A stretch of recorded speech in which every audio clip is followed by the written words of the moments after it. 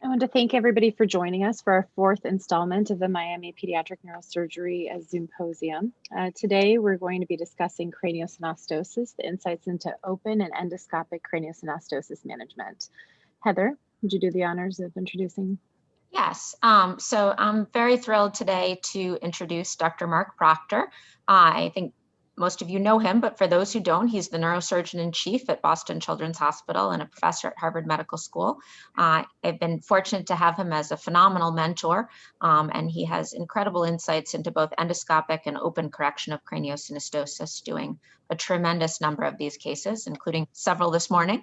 With that, we'll get started. I hope all of you will think of questions as the talk goes along. You can use the Q&A function to ask your questions, and then we'll ask them at the end. Thank you again. Great, thanks Heather and Toba. Pleasure to be here. I'm just going to start to share my screen.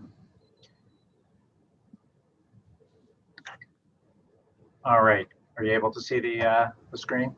Yes, it's perfect, Doctor. Great, thanks. Really an honor to be doing this. Nice to have an opportunity to put on a tie, which happens once every few months these days.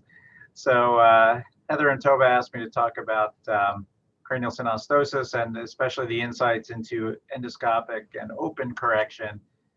So hopefully I'll be able to share in the next hour or so a little bit about the basics of synostosis and some of the treatment options.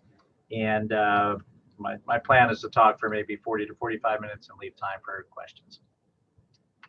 So nothing to disclose. And I'd like to start a little bit with the basics so we sort of understand the condition we're dealing with. So if you look at the image on the left there, that cartoon, that's about 12 weeks gestation. And, you know, it's important, we don't think about this very much about skull growth, but the skull above that area called the mendosal suture is unique in the way it grows. So you may recall the term membranous bone formation. So most of the major cranial plates form by membranous bone, and they start as little crests of cells and then develop into these plates that come together at these sutures. So what exactly are sutures? Well, they're very cellular. They're osteoblastic, so that means that they build new bone. And most of the growth of the skull occurs at the sutures. So essentially they're growth plates. They're like an epiphysis in a long bone. It's where new bone is made. And what's supposed to happen during embryology is that as the growth of the bones are starting to slow down a little bit, you're supposed to have some programmed cell death under the direction of FGFR. But if it fails, you can have this successive osteoblastic activity, and that results in the synostosis. So why do we need this process at all? Well, it's because our brains come out very, very early in their development, and it's not a condition that we see in other species very often, because a lot of other species come out with their brain much closer to the adult size.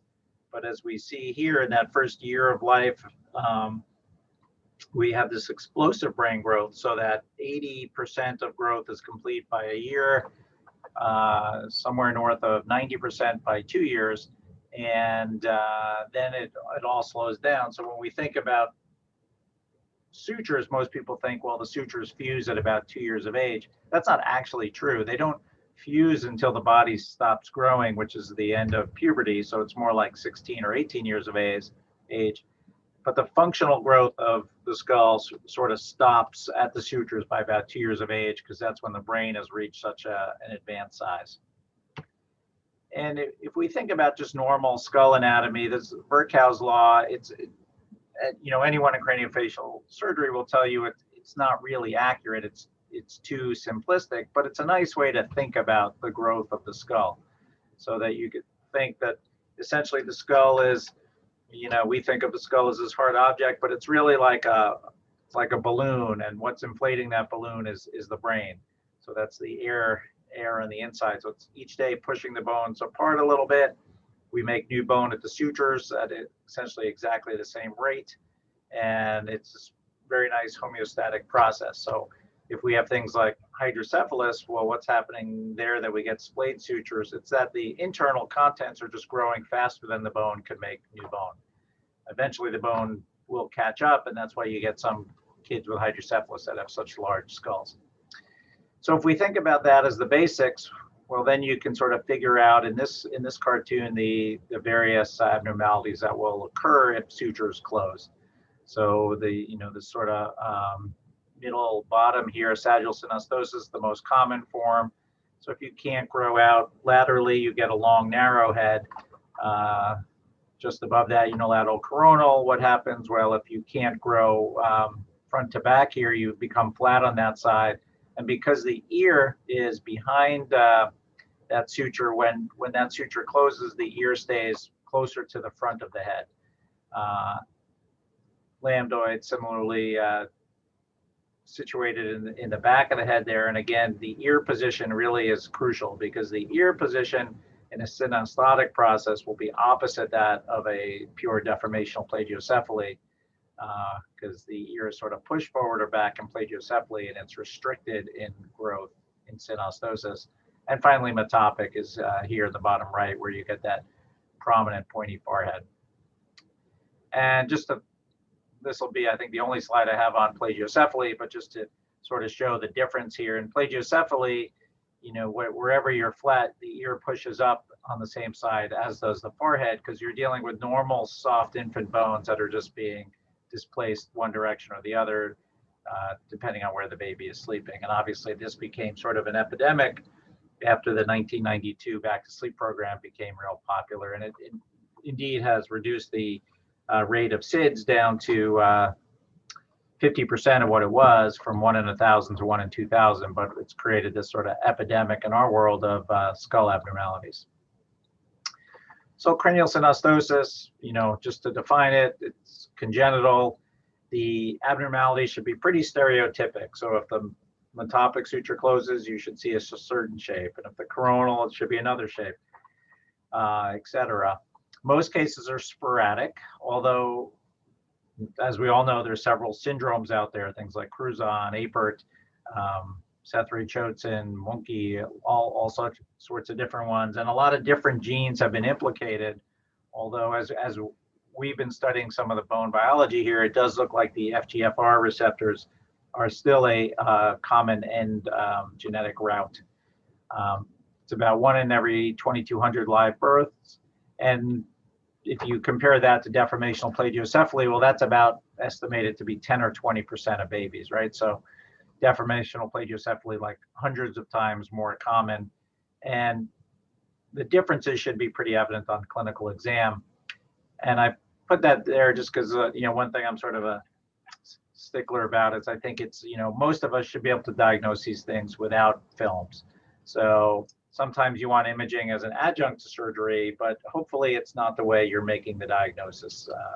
For I'd say 90% or so of the cases, you should be able to figure out that diagnosis on a good clinical exam. So now getting to the treatment, if we look at it, there's sort of been a cycle of synostosis surgery. So strip craniectomy for a long time was the operation of choice, because it was sort of the only thing we had. This was, unfortunately, through the pandemic, we lost one of our real heroes in this field, Jim Goodrich. He liked to talk about the early operations for synostosis and how a lot of those were actually done not really for primary synostosis, but for secondary synostosis, or kids who had, brain injury and the skull not growing as a result. So that took synostosis surgery offline for about 50 years. As it got really, derailed after people were operating for the wrong indications. And then strip craniectomy started to come back again in about the 50s and 60s. And the problem with them was that about a third of the kids would fuse back before there was any major shape changes. So the results weren't terrific. On top of that, some of the new craniofacial technologies came out, and that's when we saw Tessier and the group from France start to do these major cranial vault reconstructions. So that worked really well, but it also wasn't perfect, right? And we'll go through some of this. There's a high regression rates. They're big operations, so it's pretty tough on the kids. So as a result, we had, again, saw suboptimal results, and we saw new technologies. And that's when David Jimenez and Constance Baroni came out with the endoscopic operation. So they really are the ones to be credited with all this. And I just sort of saw that there was benefit to it, and we started doing those operations as well.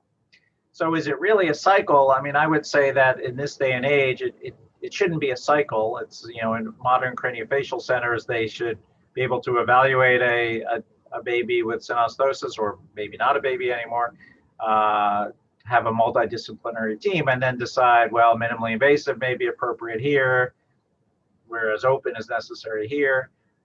We'll go through, I'll sum it up at the end, like how I make that choice. But I would say, at our institution, we're probably now doing about 55% endoscopic and 45% open. That's just the referral pattern, but you have to be able to do both.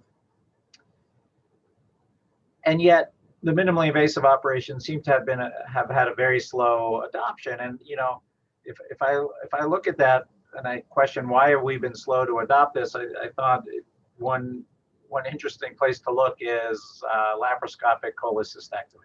Right, so this came out in the late 80s into 1990 by a team in France, and it met a lot of skepticism, right? And yet, these days, if any of us needed our gallbladder out, there's no doubt we'd prefer it being done laparoscopically as opposed to an open operation. And I know it's not exactly the same, right? Because in a laparoscopic cholecystectomy, you're taking out the gallbladder, and an open cholecystectomy, you're taking out the gallbladder. So when we look at what we're doing in synostosis operations, it's different. But some of the early literature was really pretty funny. So here it is, laparoscopic cholecystectomy, passing fancy or legitimate treatment option. Then another article, let us control the virus. I guess that takes on a new meaning right now, but laparoscopic cholecystectomy, let us control the virus. Laparoscopic cholecystectomy, fantastic, question mark. And then within a year, those other articles, laparoscopic cholecystectomy, evolution, not revolution. So people were trying to see that, maybe this isn't so bad.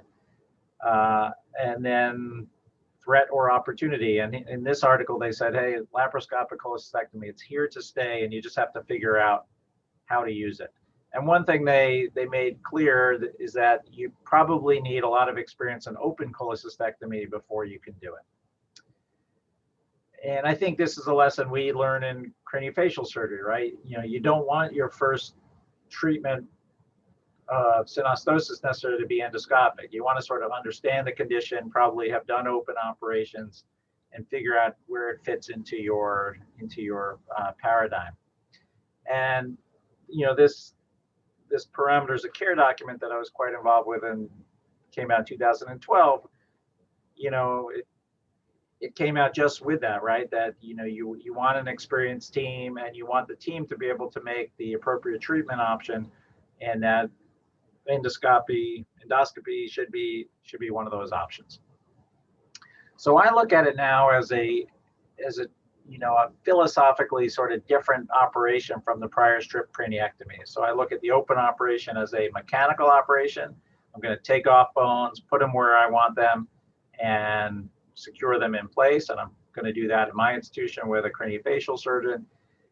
And the endoscopic operations are really release procedures where we're opening the bones, we're relying on that brain growth, sort of that air inflating the balloon. So it has to be done early. I don't really do these past 3 or 4 months. You have to use some sort of device to direct growth. Well, I guess you don't have to, but it's much more successful. So those could be helmets, springs, distractors. And I say conceptually, it's like turning synostosis into a deformational problem, right? So how did the operation develop? Well, people got very comfortable using helmets for plagiocephaly and said, hey, maybe we can use these for synostosis. So if I have a child that comes to me now with sagittal synostosis, here just a common deformity, very much like what I operated on earlier today. Well, these are sort of the options I think are available to me. So whatever I do, I want to go to this, bottom right? I want to take a long, narrow head and normalize the shape. And be sure we maintain volume, but I could do it as A demonstrates here with these two little incisions and a strip. And this is a case where I would use a helmet. B would be the same operation with the insertion of springs, and then the springs are pushing the bones apart, so you don't need the helmet, but you need to take out the springs. C would be an open operation of various forms. So these are, a lot of the removal of the bone and barrel staving people do. D are distractors. I never use distractors on sagittal synostosis, but many people do. So you put them in and they come out the skin, and the family cranks them open a little bit each day. And then E is just a variant on, and there's literally dozens of these described of different open operations. So there's just, different ways to skin a cat, so to speak. It's not like one is wrong, one is right. There's just different ways of doing it. And similarly for metopic synostosis, well, I could take a child with metopic and make a little incision and open the bone and use a helmet. Or for coronal synostosis, I could do the same. Or for either one of them, I could do an open operation. And this is, what I'm doing tomorrow is open cranial vault reconstruction for UCS. And they're both really good operations. Why do I choose one over another? It's often just when the patient presents to us. I just I have about like a 2-minute video here to take us through an endoscopic operations for sagittal. So this is sort of the head holder we use. Here you can see the child positioned head up, so we have good access to the top. We make the incisions primarily with this Colorado needle. And I use 2 incisions. Some surgeons use a single incision, either longitudinally or horizontally. But pretty similar motifs to the operation. So we'll drill a hole. This is working at the back. Just expand it with a curette, then expand it further with kerosins, and then just let that be as we go to the front and do the same. So making a burr hole, expanding it. And then once we have a little bit of that opening done, and we've gone all the way to the anterior fontanelle in the front and back to the lambdoids in the back, then we bring in the scope. And we use the scope really just to get a good separation of the planes here. So here's going to the scope view. So there you can see the sinus sort of coming up into a little area in the bone. You can see the nice prow internally, and some kids have the ridge internally, some have them externally. Sometimes it's both. It's a little hard to predict. So we're looking there. You can see the other opening up in the front. And that's just separating outside the bone, between the bone and the periosteum. Just looking again on the inside, and that's from the other burr hole. Someone's just pushing on it. Then once it's separated, then we just use heavy bone cutting scissors to complete the strip. So in my practice, I do a relatively narrow strip of about 2 centimeters. I know some people like to do 6 centimeter strips. I think a couple of centers now, St. Louis, here's the removal of the strip. St. Louis and the DC and Baltimore groups have shown essentially equivalent results doing narrow or wide strips. Put in some gel foam and then irrigate and close it up. So it's, compared to a reconstruction, it's a pretty small operation. But I will hopefully convince you it's an effective operation. You just have to know how to pick the patient. So why have we been slow to adopt it? So I like this slide because it's taken directly from a craniofacial surgeon's website who's trying to talk against endoscopic surgery. They haven't updated the website in over a decade, but these are the points, and we'll sort of go through them one by one and say, well, maybe it's not so. So I won't go through them here, but on the next several slides, we'll go through each of these points. So one point is that correction is not achieved at surgery, so infants must wear a headband up to a year afterwards. And I'd say, yeah, in my practice, this is mostly true. Other surgeons are using things like distractors or springs, but this one I would agree with, right? I think they do need to wear a helmet. But I guess my counter would be, well, should we make that choice or leave it up to patients and their families? Because there's lots of kids out there in helmets these days, and mostly for very benign reasons. So if a helmet's going to let them have a much smaller operation, is that not a good choice? I think that's up to a family to decide. Do headbands function similar to synostosis? I mean, to me, this, some of this is just, it's almost not worth talking about, but a properly designed helmet, it's a shield, right? It's not a vise. It's not squeezing in prominent areas. It's just shielding where you want the growth. And I think we all use them, right? So it's if we really thought they were functioning like synostosis, maybe we shouldn't be using them on anybody. I particularly like helmets over springs or distractors because springs and distractors only work in 2 dimensions. They're, it's a width and length sort of device. And I think the helmets give you a nice contour in 3 dimensions. Like if you think the top of the head's getting a little flat, you can add a little curvature to it. And you can't do that with the spring or distractor. So I like the ability to adjust it over time. There's pretty good data that helmets do not restrict growth. And again, if you're going to make this argument, would you stop using the helmets for plagiocephaly because you're concerned about their effect on the brain? And I've never heard anyone make that argument, that they wouldn't use a helmet for deformational plagiocephaly because they're concerned about it affecting brain growth.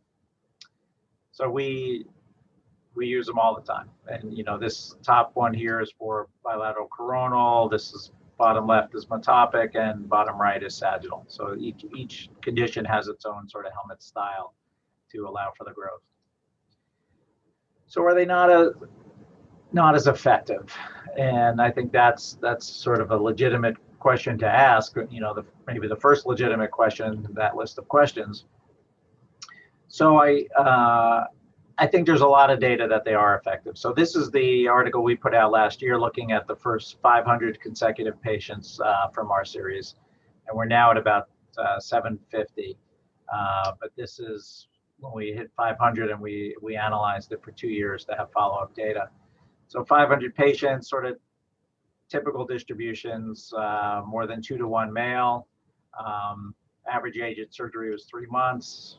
Average weight is 5.9, and we very specifically wait till 5 kilos because we think it's a lot safer and lower risk of transfusion. The operative time about 47 minutes, anesthesia time, so a little over 2 hours. Blood loss, that's 13 mLs per kilogram, and hospital stays essentially 1 day for everybody except for syndromic kids, or sometimes a little longer. 16 were admitted to the ICU. These were all the syndromic kids. Very high helmet compliance, and this is now about 2 years old, but it's about now 7 years of follow-up. And this is the distribution. As you'd expect, 50% of the kids had sagittal synostosis, then almost equal numbers metopic and unilateral coronal. And then in our series, we had about 7% were syndromic, and I'll call these out a little differently because the implications for syndromic are a little bit different.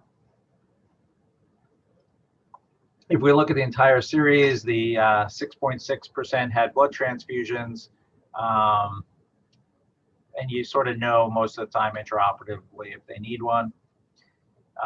Complications, there were 7 that required a surgical repair. These are not, I'm not talking about reoperations here. These are the surgical complications. So seven patients had complications. So 4 wound infections that required debridement. I think the helmet does irritate the incision a little bit, so you have to be cautious about helmet design.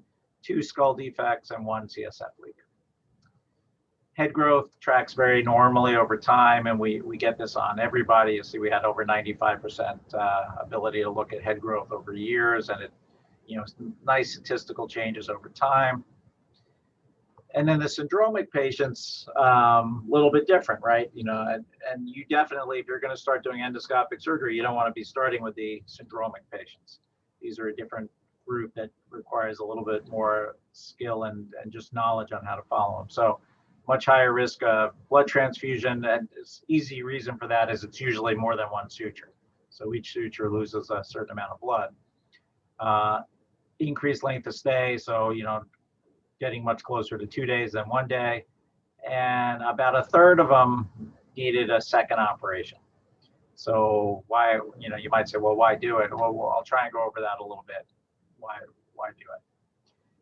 How were the results?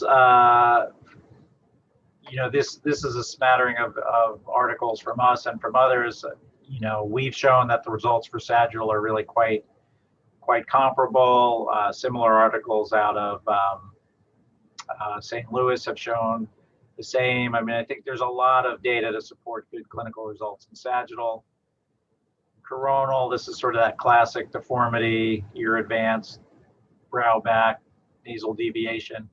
And here are some of the classic findings. Again, really good data now from lots of centers showing good results with endoscopic. So here you can see a pre-op, and these are all laser scans used for the helmet pre-op. This is during helmet treatment, and this is at the end. And what you don't really see here, and in the limitations of this talk, but how much better the orbital and nasal results are in the endoscopic group compared to the open. And that's been pretty well documented by us, and even CHOP has talked about the decreased need for eye muscle surgery if you have the endoscopic operations. Metopic, one thing to be careful about with Metopic is it's a very varied phenotype, right? So we are pretty careful about using the criteria Seattle's described nicely for which patient should have surgery. So usually if this interfrontal angle is less than 118, you could be considered a candidate for surgery. And that's what we use it for, right? So we don't use it on metopic ridges. I think, these things should not be operated on. A lot of babies will have a ridge and it dissipates by 3 or 4 years of age as the surrounding bones thicken. So we never operate on these kids. But when we have kids like this, we do operate, right? So if the interfrontal angle is this severe, they probably are going to benefit both cosmetically and maybe from brain growth with an operation. And here you can see this is just, again, just a laser scan from our group, and this is a reference from the St. Louis group about the results. And this was a really nice article that came out last year in Pediatrics, looking at the Metopic group. And then Lambdoid, it's a much rarer situation. So, if you're seeing more than one Lambdoid a year, you have to wonder if you're operating on things that aren't true Lambdoid. But some of the classic features are that mastoid being displaced inferiorly and that whole windswept appearance over towards the opposite side. And we came out with this article last year looking at our open versus endoscopic for Lambdoid, and they're not big numbers, right? Because even at our center where we see nearly 100 kids a year, we see about 1 or 2 Lambdoids a year, but it was very comparable results. And then bilateral coronal, again, multiple places now have shown pretty good results. You could just, see on the right side of the screen here, that sort of classic widening in the front that corrects when you open the sutures. And here's an example of a bilateral coronal, a child with Apert. And, I would sort of suggest that I've done a lot of Apert kids open, that it's hard to get such good results with an open repair of Apert. This is really a normalized skull shape. So what is the big problem with Apert? It's like these kids, they grow high, they develop this significant craniocephaly, and a lot of places now are doing posterior releases early on. So even though the sutures are open, they move out the back to try and avoid the upward growth, that craniocephaly. So that's a 3-operation paradigm. They open it up, they put in distractors, they take out the distractors, and then they go back and do the frontal orbital advancement. So if you say, well, why, if I have a 1 in 3 reoperation rate, why do it? So I'd say, well, 1 in 3 of my kids with bilateral coronal need a second operation, as opposed to all of them needing 3 operations in the other treatment paradigm. So I do think it's warranted, and you have to explain to the family that there's a chance that they're going to need more surgery, but it will correct the craniocephaly. Even in the kids that need more surgery, it corrects the craniocephaly. So I'd say the verdict is that, in my view, the outcomes are really comparable. You have to know how to use which operation, when should it be open, when should it be endoscopic, but you should have pretty comparable outcomes. The risk of a second operation to rebuild holes in the skull, this is coming back from that surgeon's website. Not at all true. In fact, the group from CHOP showed here that, if any operation done past about 9 months of age has a significant risk of leaving skull defects if you don't fill it in. Our group showed something similar, and I would say it's a rare issue. We've only had 2 patients in the series that needed skull defects filled in. So I'd say it's actually much lower than in the open operations because you're doing the operation much earlier.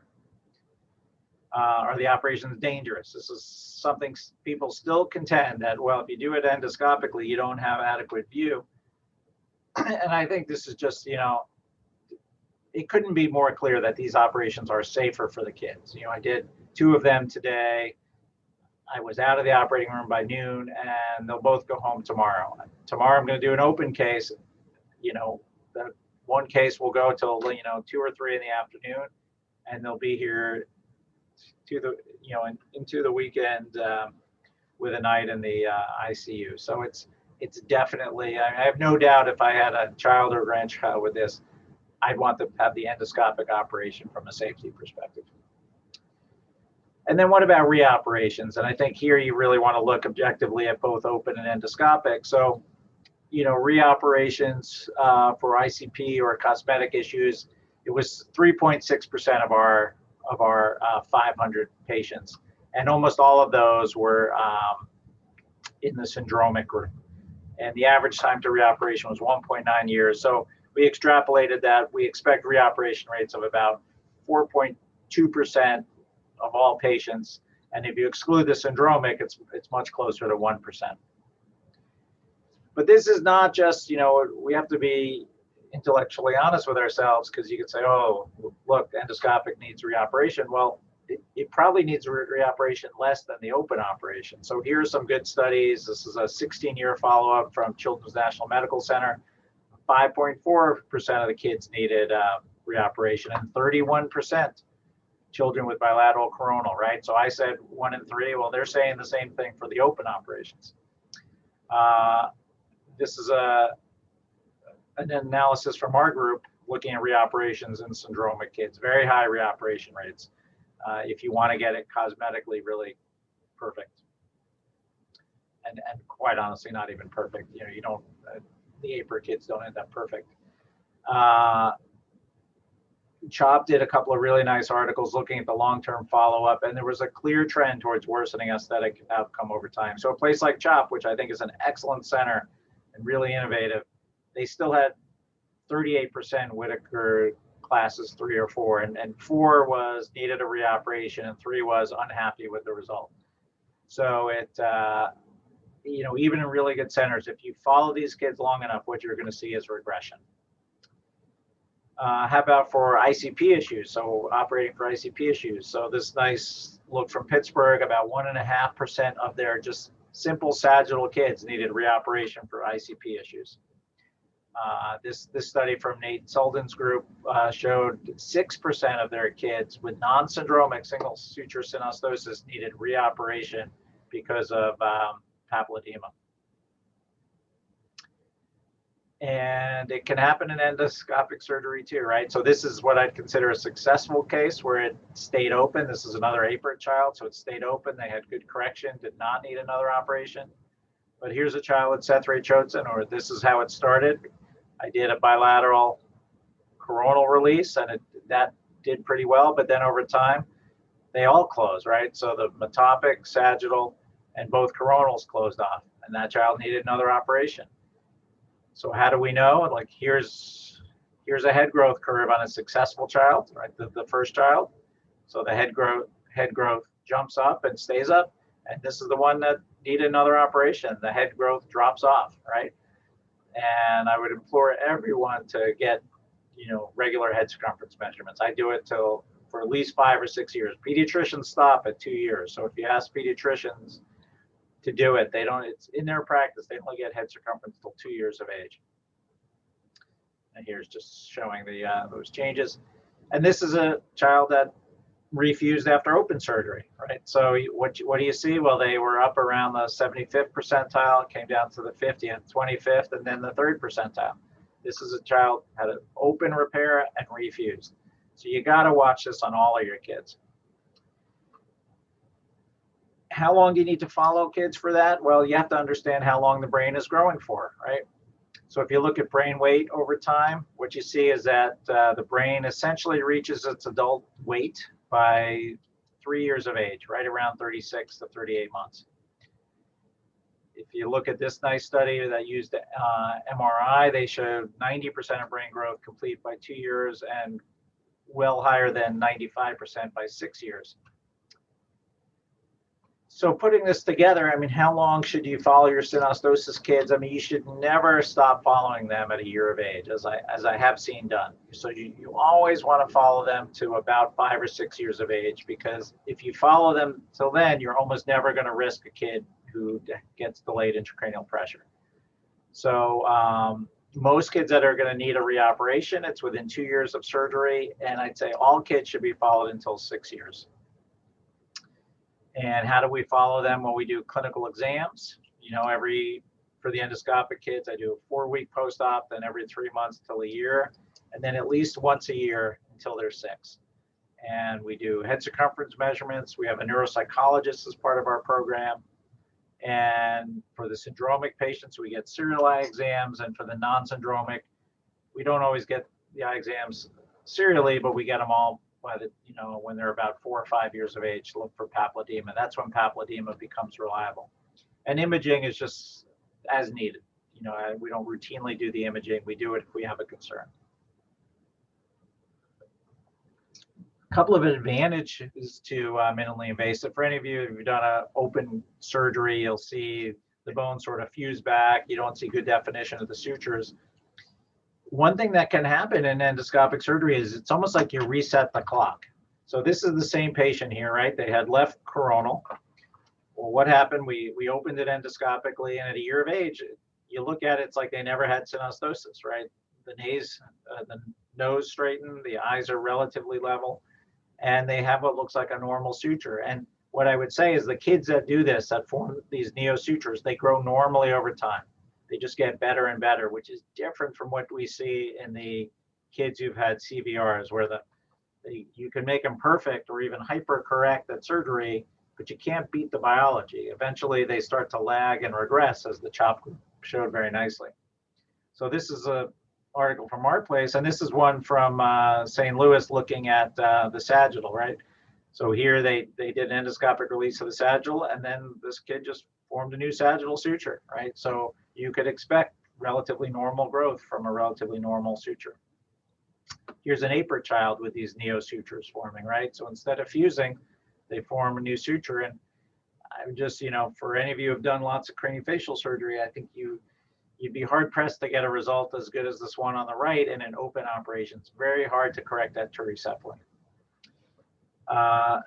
So how about the cost value? I think it's, we don't want to make our decisions based on cost, but it's big. It's a big issue these days. So we did a big study looking at sagittal kids, and this was very comprehensive. We looked at missed hours from work to come to the appointments for helmets and the like. We factored in, the depreciation of the car for the miles driven, et cetera. With all of that, it was still far cheaper to treat someone endoscopically, 40% of the cost. 3 other centers have shown almost exactly the same results. It's always about 40% of the cost of the open operation. And this is the entire treatment paradigm, not just the surgery. You're talking throwing in the helmets and everything. And as we look at sort of value, and this is defined at a very nice course here at Harvard Business School, is value as an outcome that is meaningful to the patient over cost. If the cost is much less and they like the outcome at least as much, then it's a far more valuable operation. And I think I can, I know the cost is less. I wouldn't do these operations if I didn't think that we were doing somehow benefiting the patient from an outcome perspective. So I think from the value perspective, this is something we're going to have to look at quite a bit going forward. So I'd say both operations are safe, they're both effective. And how do you make that decision? So just wrap it up here.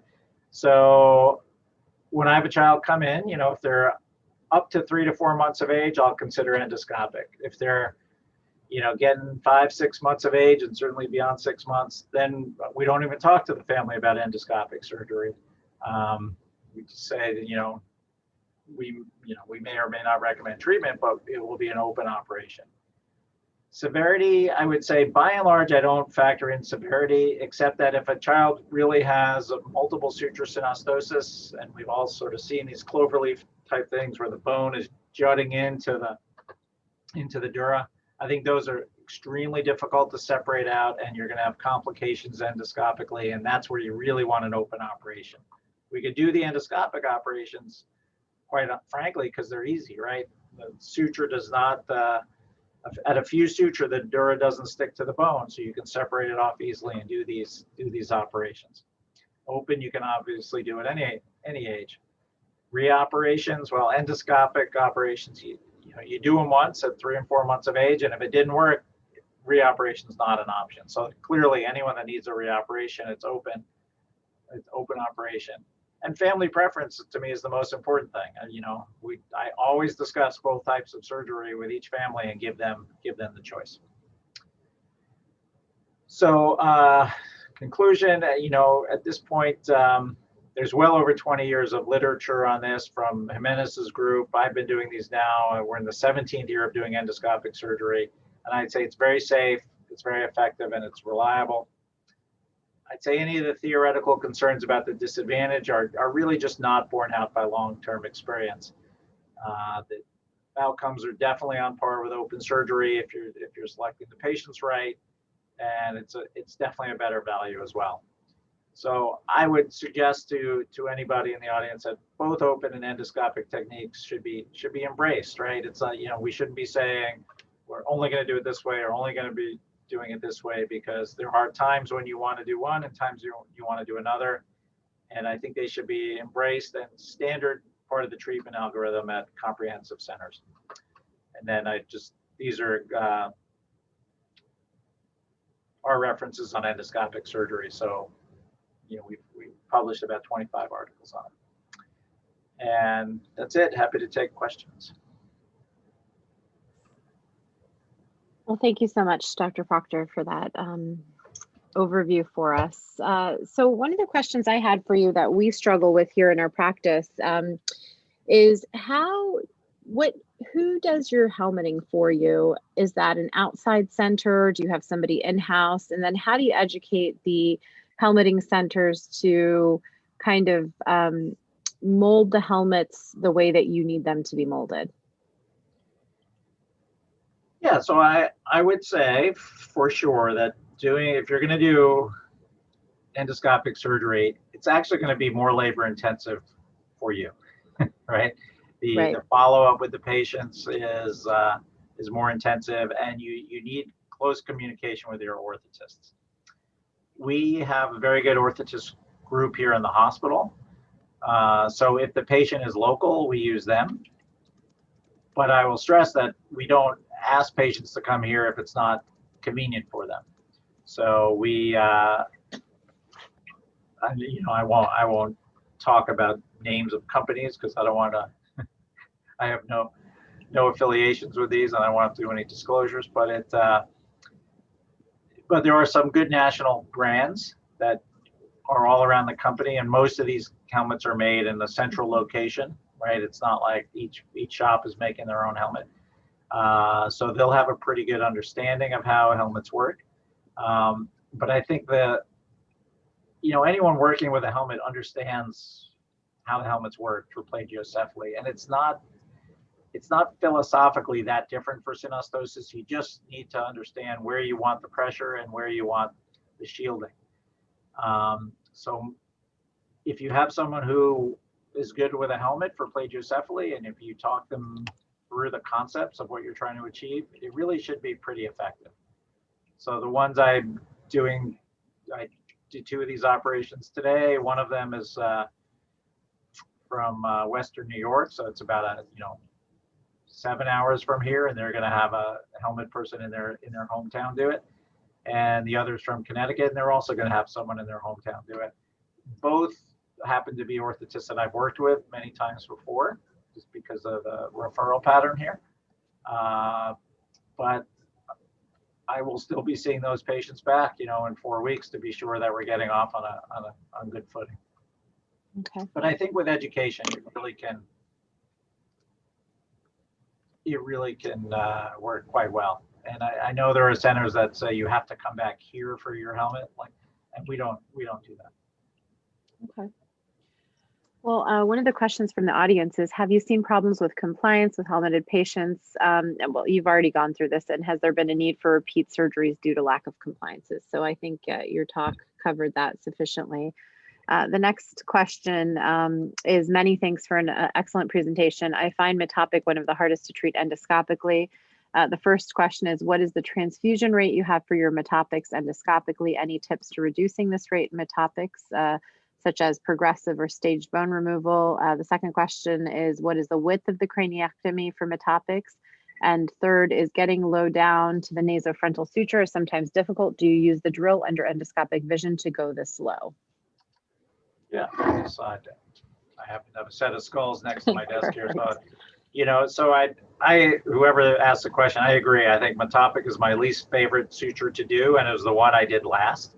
When I started doing this, about a couple of years into doing these, I did Metopic, and it was actually the daughter of an orthopedic surgeon at the hospital, and they insisted I do it endoscopically. And it's about, it must be 13 or 14 years ago now, and I still see them at the ice cream shop, and she's very cute. But I would say a couple of things on Metopic. One is, for comparability of results, I think Metopic's the toughest one to get as close to what you're going to get as an open, right? For sagittal, I think I can, by and large, do better than I'm going to do with the open operation. For Metopic, it's hard to get that bone to come all the way out. I mean, I think we have, I tell families that. I say, if the gold standard is an open operation and I gave that a score of 100, I'd give the endoscopic a 90. It just doesn't get out quite as far. And it also is technically the hardest because this bone is very thick, and you don't want to do an incision down here on your brow, right? So you're working from above where it gets pretty thick. So I'd say I usually do my incision at the hairline. Going back is pretty easy. That bone tends to thin out quite a bit, and you can go superiorly quite easily. Going inferiorly, it gets thicker and thicker. And I've become a big fan of ultrasonic devices to dissolve it. I happen to use the Sonopets because of what we have. I did a Metopic today. I think you can effectively get all the way down, and I don't stop until I'm at the nasofrontal junction, and I can physically separate the bones with like a snap, where I just push it apart and I can see the gap developing down here. So I tend to use something like the Sonopet, but there's other bone scalpel devices that can do it. I don't stage it. I don't go very wide as I get low. I think if you think like, where do you want the growth in this operation? You don't actually want growth at the Metopic, right? If you're, put that down for a second. If you're starting triangular, you actually want the growth at the coronals, right? You're trying to flatten the bones out. So turn that triangle into something closer to a straight line. So I think of it as more of an unlocking procedure, unlike sagittal, where I really want to get a good couple of centimeter gap. Here, I'm unlocking the bones and getting them into the helmet quickly to work on it.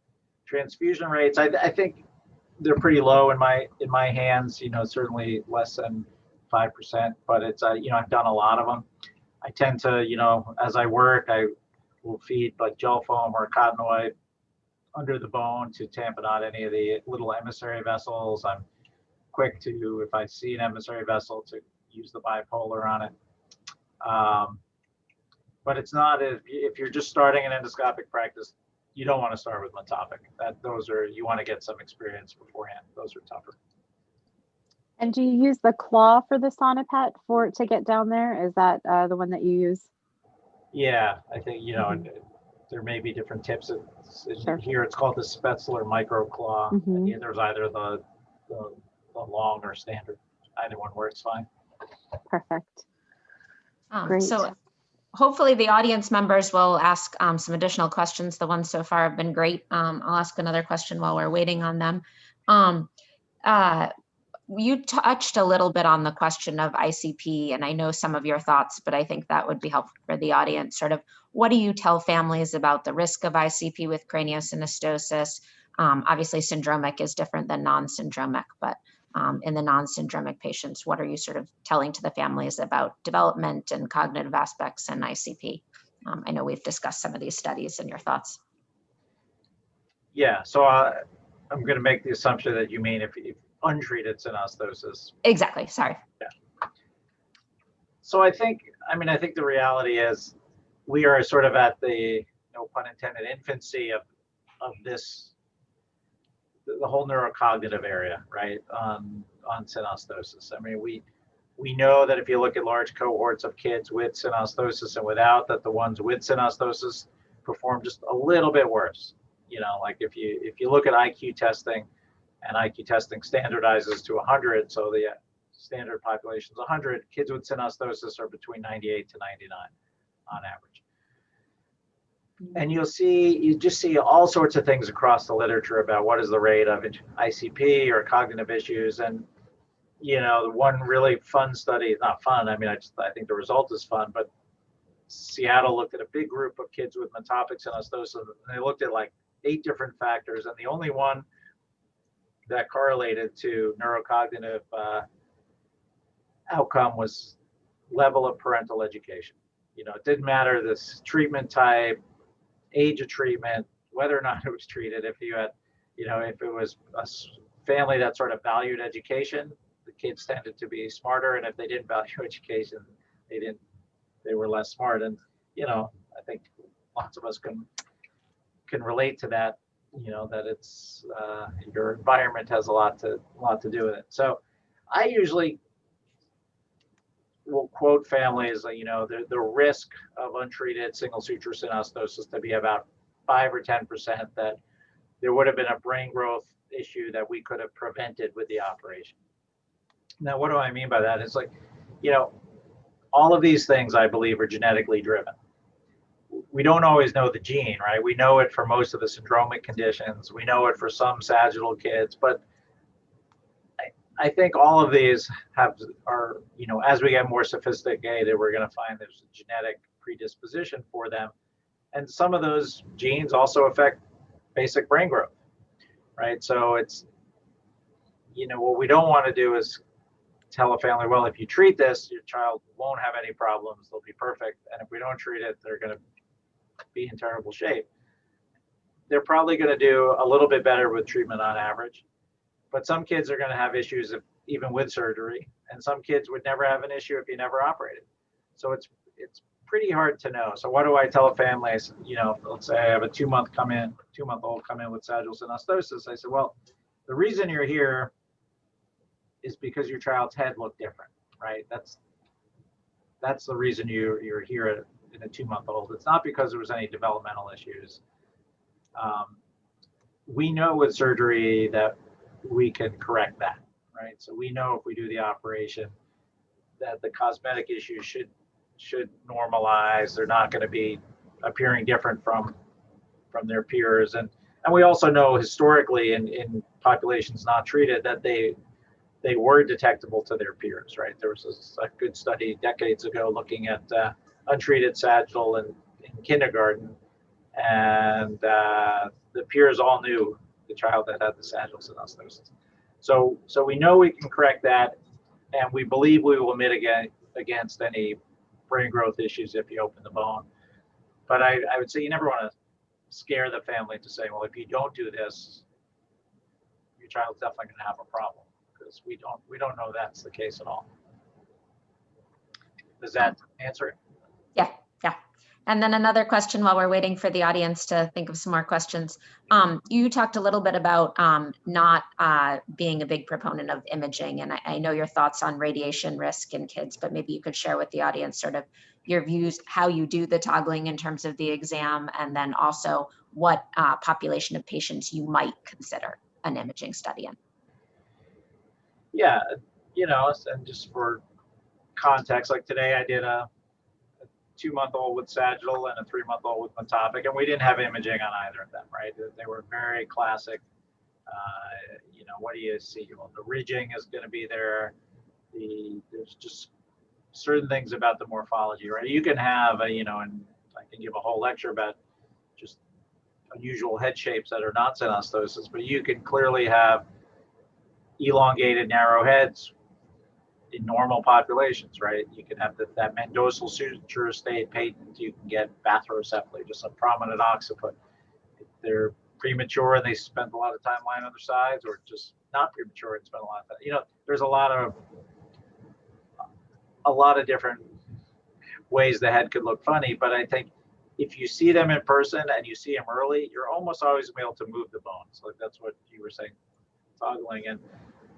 And I don't stop an endoscopic operation until I know that the bones move independently, right? That's what your goal is. So I do think feeling for the ridging, being able to move the bones physically, the only exception really being the lambdoids. I mean, those are always going to be stiff, but you're going to know a lambda, you know, by and large, a lambdoid from a non-lambdoid. And there's just, you know, especially as you look at the asymmetric conditions, the position of the ear relative to the rest of the deformity really should give it away. So I think if you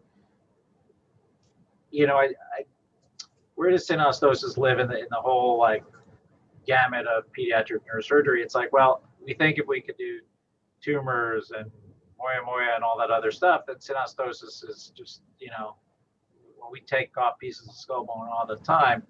And I think quite honestly, that's also the reason we've fallen well behind craniofacial surgery, right? Because they study this and they understand it better than we do. And you know, it's relatively rare that you have someone that in neurosurgery who focuses quite a bit on synostosis.